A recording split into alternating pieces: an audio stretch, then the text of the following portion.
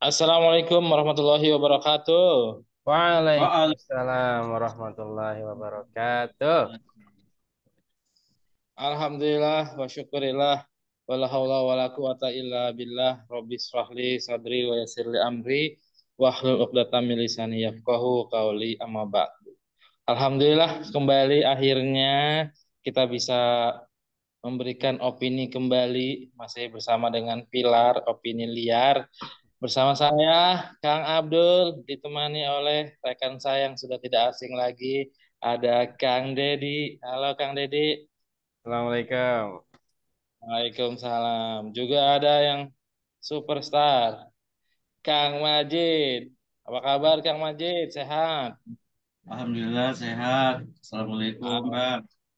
Alhamdulillah. Waalaikumsalam warahmatullahi Waalaikumsalam. wabarakatuh. Dari outfitnya nih keren banget nih. Saat Majid Ataki ya. Itu dong. Majid Ataki Kang. Al-Batawi itu. Oke. Guys, pada kesempatan ini kita akan memberikan opini-opini tentu tentang hal-hal yang masih viral ya belakangan ini dan cukup meresahkan gitu. Cukup meresahkan bagi kita kaum muslimin dan juga tentunya pada masyarakat pada umumnya. Nah, dalam kesempatan ini kita akan memberikan opini kita, pandangan kita tentang hal-hal yang viral tersebut tentu masih dalam koridor ya, koridor yang sesuai syariat Islam. Oke, itu ya. Jadi panduannya adalah standar kita adalah syariat Islam dulu. Namun sebelumnya kita harus tahu dulu nih faktanya seperti apa sehingga kita tidak ngasal ya dalam beropini, tentu berdasarkan fakta-fakta yang ada kita kaji kemudian kita berikan opini kita.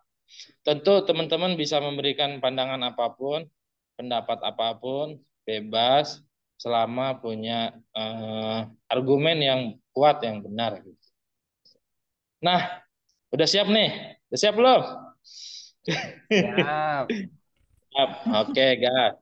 Insya Yang pertama Allah. dulu nih, yang uh, viralnya ini cukup bertahan lama ya, yaitu apa disebutnya Ustadz, takut saya salah nyebut.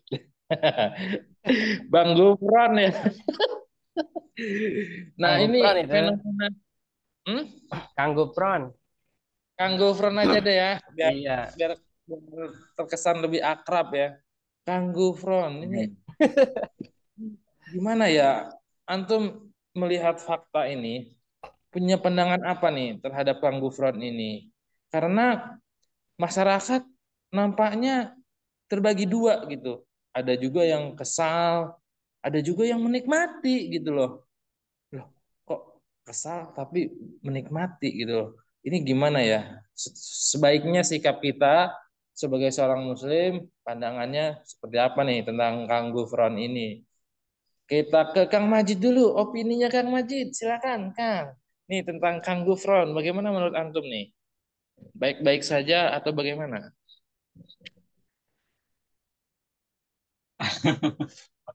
Kalau menurut anak, ya lucu juga ya. Lucu, kayak lawak gitu. Kayak ada bahasa dan lain sebagainya. Imajinasinya sangat luar biasa batasnya gitu ya.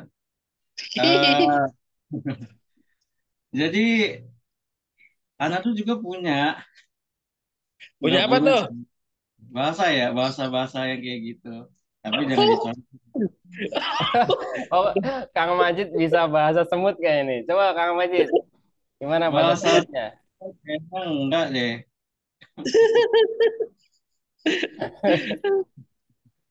Bahasa Oke. Quran kecil dari semut. Hmm. Ya mudah-mudahan pada itu ya semuanya ngerti. Tapi untuk menyampaikannya kan juga agak udah geli duluan. Coba dong, coba dong. Eh, 3 kalimat mungkin ya. Oke, oke, Ya, oke, oke, oke. oke, oke.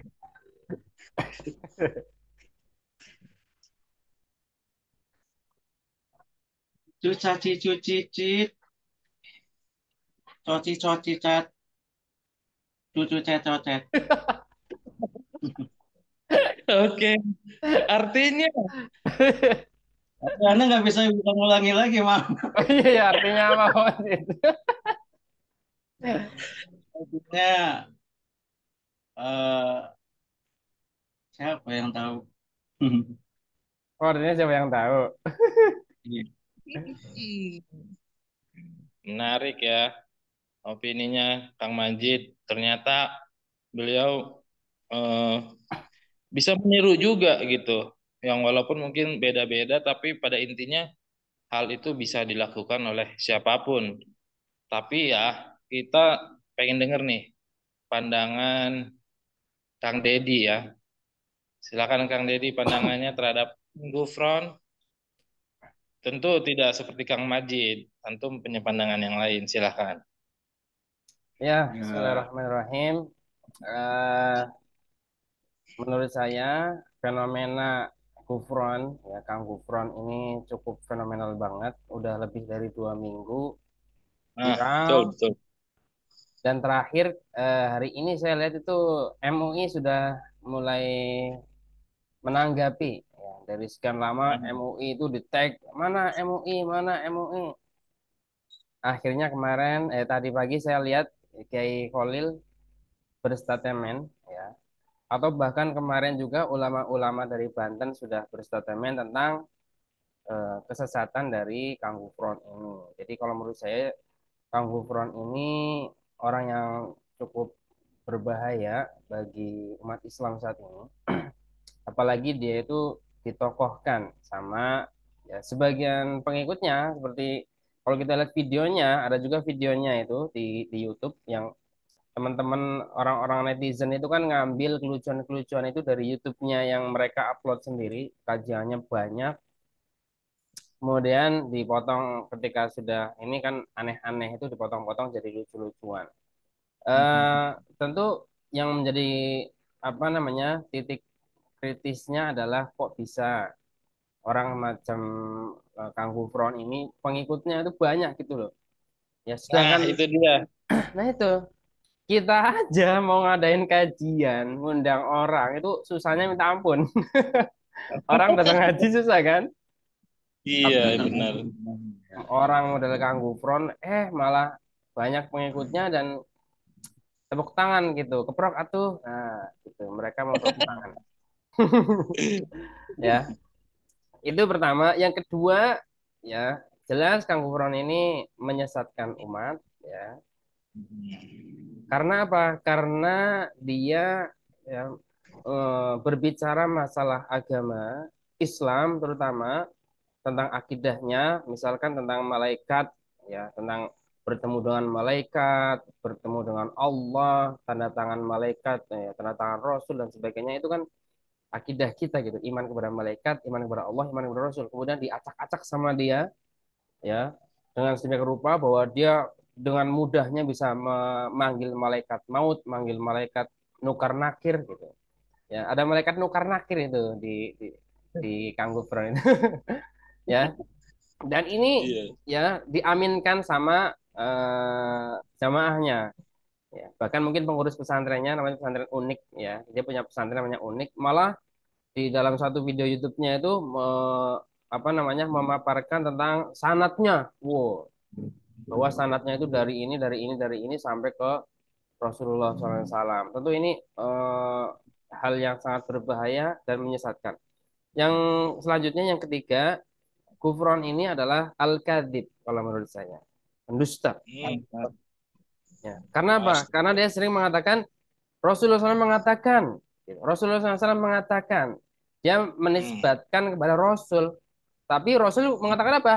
Wa maqoli inna rahmatan kufran, wa maqoli inna rahmatan Mekah Madinah, wa maqoli inna rahmatan Indonesia.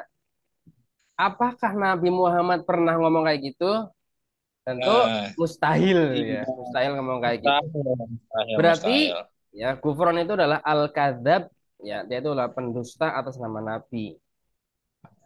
Padahal Hmm. ya Nabi mengancam dalam hadisnya mutawatir, ya Hmm. riwayatnya mutawatir, Rasul bersabda, "Man kadzdzaba alayya muta'ammidan falyatabawa maq'adahu minan nar."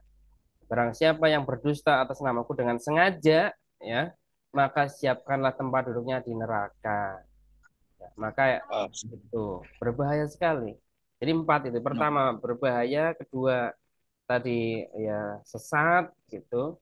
Kemudian selanjutnya dia itu al-kadzab, ya, yaitu pendusta atas nama Nabi. Maka ya bagi para pengikutnya yang fanatik atau para jamaahnya, ya saya minta berhati-hatilah dalam memilih guru gitu. Dan bagi Kang Gufron sendiri ya bertobatlah, ya. Jangan dia kemudian apa namanya bersembunyi di balik wali. Wah, sekarang itu kan zaman di Indonesia suka wali-wali itu. Ya, wali majdub atau wali jadab, ya. Kalau wali majdub ya nggak usah ceramah gitu harusnya. Kalau wali-wali yang kayak kita itu kan wali murid, wali kelas boleh ceramah. Wali jadab atau wali yang stres itu nggak boleh ceramah. Gitu. Bahaya kalau ceramah malah. Gitu kan? oke, baik, baik.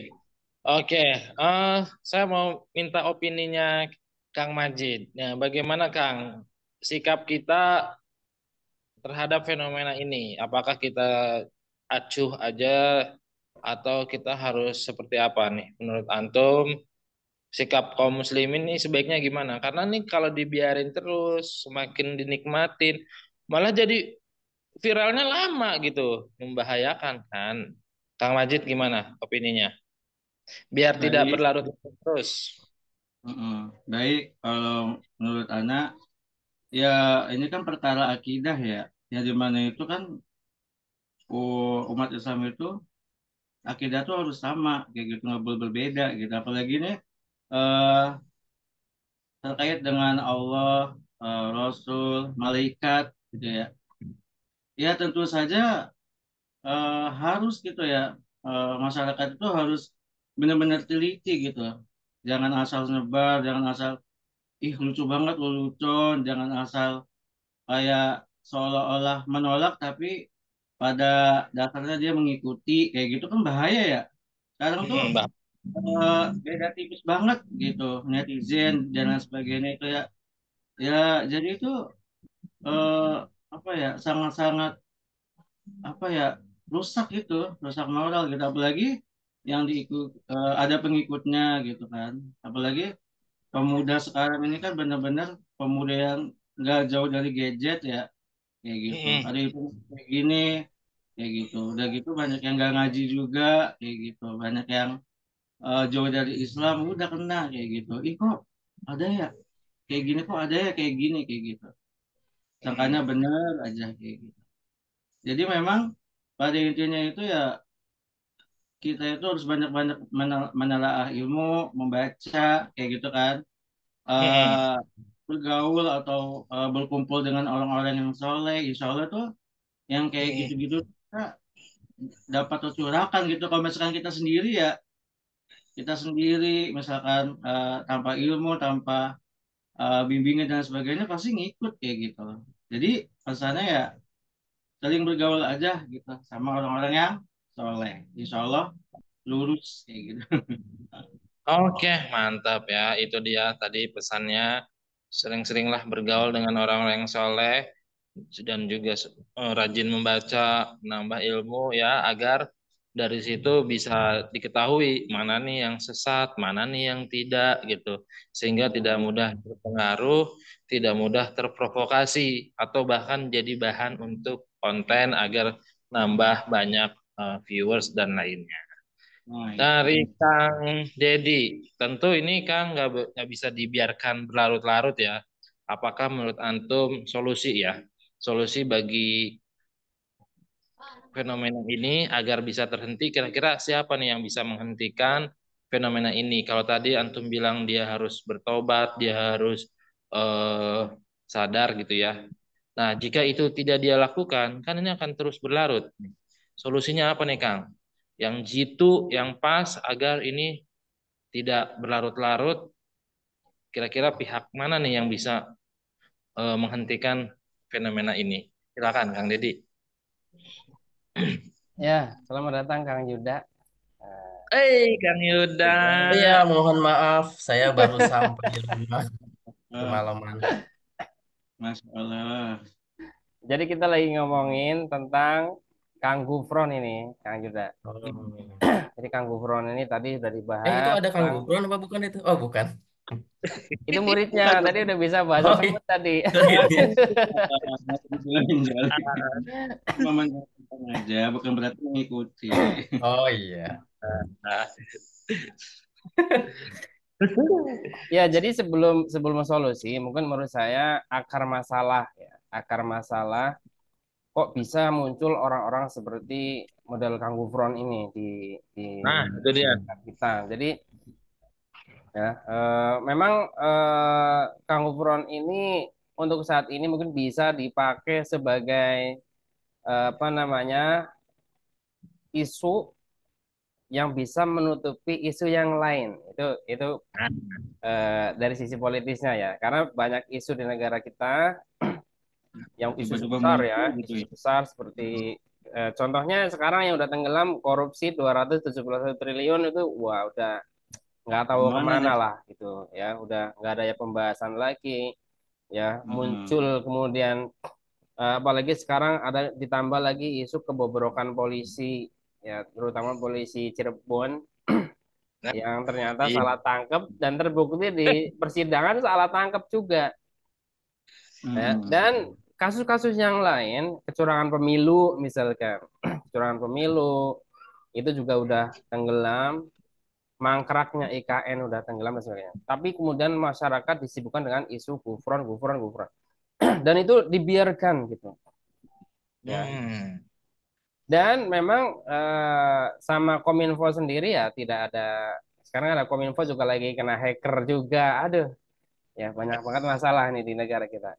Kok bisa ya, kembali ke masalah gufron. Bisa muncul orang seperti itu. Pertama memang ya orang-orang yang seperti gufron ya bisa saja muncul di negara ya di mana negara itu adalah tidak berfungsi sebagaimana mestinya. Ya, fungsi Hmm. negara kan diantaranya pertama adalah menjaga akidah, menjaga harta, menjaga kehormatan, ya. Tapi ternyata ya negara kita saat ini yang fungsi pertama menjaga akidah itu tidak berfungsi gitu. Jadi masyarakat sekarang akidahnya itu ya tidak terjaga. Ya. Jadi wajar saja kalau muncul orang seperti Kufron yang ngaku-ngaku ketemu dengan malaikat, ngaku ketemu dengan Allah, itu dapat tanda tangan Nabi, tanda tangan malaikat, bahkan bisa memanggil malaikat. Ya, bahkan yang ngaku Nabi juga ada. Bahkan pengikutnya Gufron juga ada yang apa namanya, yang nyeleneh lagi apa? Ya, ketika ditanya man rabbuka Gufron, ya. Kalau ditanya malaikat Nukar Nakir, ya, man Alzim. rabbuka Gufron, ya. Man nabiyuka Gufron, itu kan sesat sekali. Ya, tapi banyak pengikutnya. Kenapa? Karena negara tidak berperan dalam menjaga akidah. Sehingga muncul orang-orang sesat, ya, seperti Gufron ini, dan dia banyak pengikutnya. Ya, mungkin nggak tahu kenapa jamaahnya bisa ikut. Pertama mungkin karena faktor ekonomi atau faktor dan lainnya ya, tersihir atau dan sebagainya. Ya, jadi muncul orang-orang seperti Gufron adalah karena tidak ada peran negara dalam menjaga akidah umat, sehingga muncullah orang-orang sesat. Ya, mungkin itu menurut saya. Oke, jadi ini salah satu penyebabnya yang melatar belakangi adalah di mana fungsi negara dalam menjaga akidah rakyatnya tidak berjalan ya, tidak terlaksana. Nah, Kang Yuda sudah siap beropini, Kang? Ini ya, posisi kita sebagai kaum muslimin, Kang Yuda, bagaimana nih kita menyikapi fenomena ini? Bisakah netizen ini memberi apa ya? Apa yang bisa dilakukan lah kalau kalau tadi mungkin fungsi negara abai, Lantas apa nih yang bisa kita lakukan sebagai kaum muslimin, sebagai netizen agar fenomena ini tidak terus berlanjut gitu loh. Karena ini sangat membahayakan sekali. Itu sedikit banyak nanti akan cukup mempengaruhi masyarakat, para pemuda gitu. Oh ini seru nih, asik juga nih, boleh nih gabung, boleh nih join. Nah, jika kaum muslimin memiliki akidah yang rendah kan nanti bisa terjerumus ke dalam hal tersesat tersebut. Bagaimana nih Kang, kita sebagai netizen, sebagai kaum muslimin bisa memberikan pengaruh apa agar fenomena ini segera berhenti dan tidak terulang lagi? Silakan Kang Yuda opininya. Ya, mana tadi Sadap Majid? Nggak ada, hilang.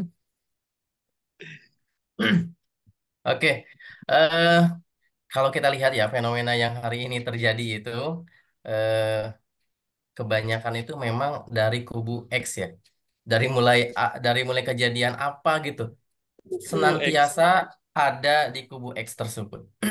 Yang mana kubu X ini kita tahu ya, runtutan peristiwa yang pernah mereka lakukan kepada golongan kaum muslimin. Bahkan kemarin saya lihat ya di videonya Gufron itu dia menyebut semua yang gak setuju dengan Gufron itu disebut Wahabi. Coba semuanya dikategorikan Wahabi. Semuanya dikategorikan berbahaya begitu. Padahal kan kita tahu ya, masa sih kalau kita nggak setuju berarti kita disebut Wahabi gitu. Hal itu kan nggak make sense, nggak masuk akal. Dan yang ngomong gini pun persis sama dengan beberapa ormas yang waktu itu yang memboikot ya beberapa ustadz, membubarkan beberapa ulama yang mau ceramah di satu tempat dan tempat lainnya begitu. Kok sama gitu? Sepertinya memang ada hubungan satu dengan yang lainnya. Memang tadi yang disebutkan oleh Kang Deddy ya, bahwa boleh jadi hal ini sampai hari ini bisa tersebar memang karena dibudidayakan sih sebenarnya ya. Kenapa? Karena pada saat momen-momen krusial ya ada isu-isu besar, bisa jadi hal-hal yang demikian ini bisa menutup isu yang sebenarnya lebih besar daripada isu ini begitu. Makanya kita sebagai anak muda, bagaimana solusinya agar kita itu tidak FOMO ya. FOMO itu kan sebuah budaya di mana orang-orang tuh ketakutan ketinggalan zaman. Kalau orang-orang tuh sudah punya sebuah style, sudah punya sebuah aktivitas yang dilakukan banyak orang, nah biasanya muncul yang namanya FOMO. Ketakutan kita itu ketinggalan zaman. Akhirnya banyak anak muda itu yang eh, mengikuti arus sebagaimana kebanyakan orang. Solusinya bagaimana? Ya solusinya nonton channel ini. Itu sih singkatnya. Tapi nggak kayak gitu Oke. juga ya. Berarti kan teman-teman yang dimanapun yang sedang menyaksikan ini, tentu pada saat mau mengaji, pada saat mau apa ya, pada saat kita mau belajar Islam begitu ya, tentu harus kuat dulu dari akarnya sih, dari akidahnya. Uh, Cara menemukan akidah yang benar itu, uh, sebagaimana pembahasan-pembahasan kita ya, itu bisa melalui akal kita. Dari akal itu bisa menemukan yang namanya akidah itu sendiri, termasuk kita mempercayai adanya Tuhan ya atau mempercayai adanya Allah Subhanahu wa taala dan lain sebagainya. Sehingga kita beriman itu bukan atas dasar seseorang saja, fanatik belaka gitu kepada ormas, fanatik belaka kepada seseorang yang kita kagumi saja, tetapi kita beriman atau kita mempercayai satu dan yang lain hal itu memang karena hasil dari kita memahami Islam itu melalui sebuah pemikiran sih begitu ya. Itu Kang Adul. Oke, itu yang bisa netizen lakukan, yang bisa dilakukan oleh kaum muslimin, tentu saja harus mulai menambah ilmunya, terutama di akidahnya, agar tidak mudah terpengaruh dengan hal-hal yang fenomena seperti tadi, ya. Dengan akidahnya yang benar, akidahnya yang kuat, insya Allah dia tidak akan terpengaruh, justru akan memerangi, melawan dan menghentikan apa yang bisa dia lakukan di media sosialnya masing-masing misalnya. Oke, ini kita masih ada waktu. Nanti dilanjut lagi apa diselesaikan di sini, Kang? Masih 5 menit lagi. 5 menit lagi cukup Cukup ya. untuk menerangkan tema pada kesempatan ini tentang Kang Gufron, yaitu bagaimana sih Islam ya, bagaimana Islam memvonis Kang Gufron ini dan solusinya apa. Kalau tadi saya tanya solusi belum terjawab, maka kita tuntaskan solusi. Dari Kang Majid dulu, solusinya apa Kang Majid? Agar ini bisa Oh, berhenti nih. iya, solusinya adalah tadi ya, kita harus memperbanyak ilmu ya, dan Hmm.